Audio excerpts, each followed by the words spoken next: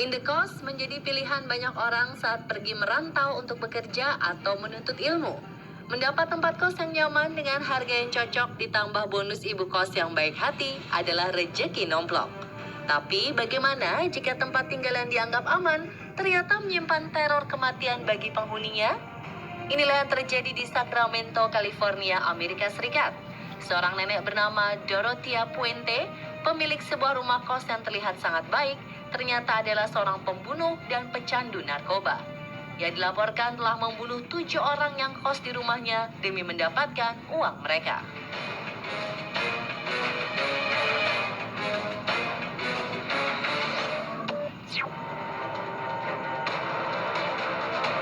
Para korban tentu tak ada yang menyangka jika nasibnya akan berakhir tragis akibat termakan rayuan manis sang ibu kos baik hati.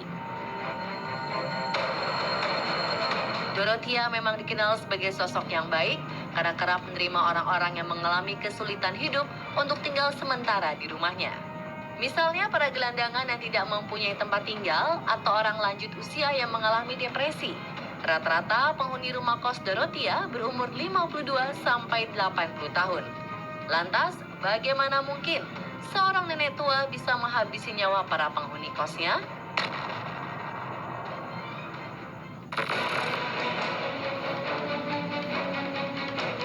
Ternyata selain baik hati memberi makanan kepada orang-orang yang kos di rumahnya, ia juga mengorek keterangan tentang obat-obatan yang sering dikonsumsi calon korbannya. Alasannya sih agar bisa berjaga-jaga jika suatu saat penyakit mereka kumat atau mengalami gejala kejiwaan. Tapi siapa sangka hal itu malah dimanfaatkan Dorothea untuk meracuni para penghuni kos dengan tujuan mengambil uang mereka.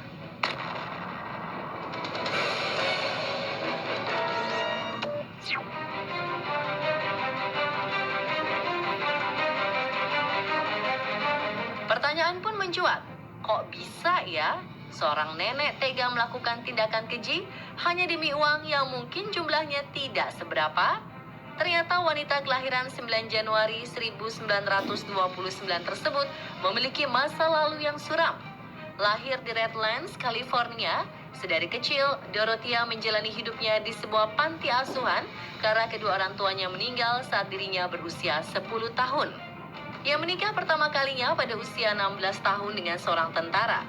Tetapi setelah mengalami keguguran, pernikahan yang baru 3 tahun akhirnya kandas di tahun 1948. Pernikahan keduanya terjadi pada 1966 atau saat usianya menginjak 37 tahun dengan seorang pria yang usianya 18 tahun lebih muda darinya. Selama hidupnya, Dorothea juga memiliki beberapa riwayat kriminal. Di antaranya, pada 1950 mendekam selama 1 tahun di penjara atas kasus pemalsuan cek. Lalu pada 1960 ia kembali di penjara selama 90 hari atas tuduhan kasus prostitusi. Dorothea sempat bekerja sebagai seorang perawat lansia sebelum akhirnya memutuskan mengelola sebuah rumah kos di Sacramento, California.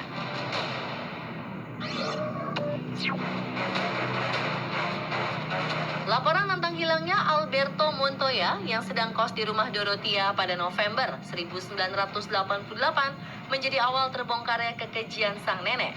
Dari laporan yang masuk, polisi mendatangi rumah kos Dorothea untuk melakukan penyelidikan. Saat dimintai keterangan, Dorothea mengaku bahwa sang penghuni kos yang hilang tersebut sedang pergi berlibur. Karena tidak mencurigakan saat dimintai keterangan, polisi memperbolehkan Dorothea yang meminta izin untuk keluar sebentar guna membeli kopi. Kesempatan tersebut tidak disia-siakan oleh Dorothea untuk melarikan diri dan kabur ke Los Angeles.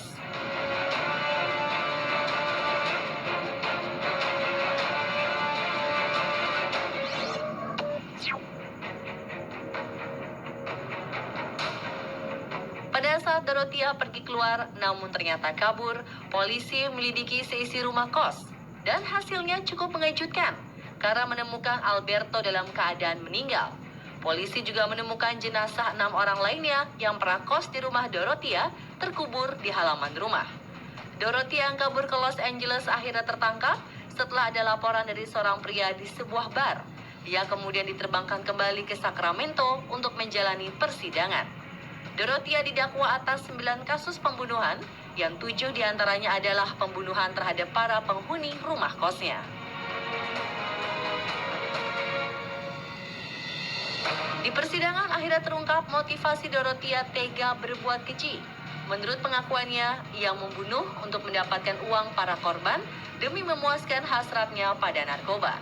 Setelah menjalani pemeriksaan lebih lanjut dan persidangan yang panjang, pengadilan akhirnya menjatuhkan hukuman penjara seumur hidup kepada nenek sadis itu. Pada 27 Maret 2011, Dorothea dikabarkan meninggal dalam selnya di usia 82 tahun karena sakit.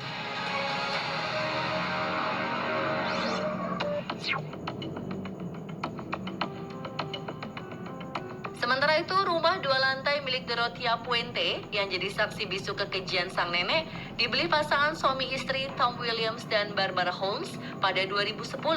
Mereka membelinya seharga $215.000 atau sekitar 3 miliar rupiah.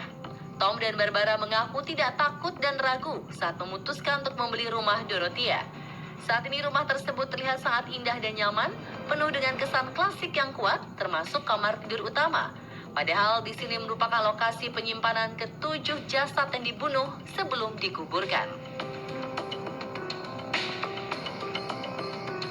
Tidak hanya itu, alih-alih menghilangkan semua kenangan buruk, Tom dan Barbara dalam tanda kutip justru membiarkan jejak-jejak kasus pembunuhan. Seperti memberikan aksen garis polisi pada kerai kamar mandi. Ada-ada aja ya pasangan ini. Bahkan pada bagian pintu masuk, mereka menaruh patung yang menyerupai Dorothea, sang nenek pelaku pembunuh keji. Mereka juga mengizinkan bagi siapa saja yang ingin berkunjung atau menjelajahi rumah bekas pembunuhan tersebut dan menjadikannya seperti lokasi wisata. Banyak pengunjung datang karena penasaran dan juga sekedar mengabadikan beberapa foto bersama patung Dorothea. Apakah Anda juga ingin berkunjung ke tempat ini? Pemirsa, itulah kisah dari serial killer ibu kos baik hati ternyata keji versi On The Spot. Terus saksikan On The Spot untuk informasi unik, terkini, dan thriller lainnya. Pastinya hanya di Trans 7.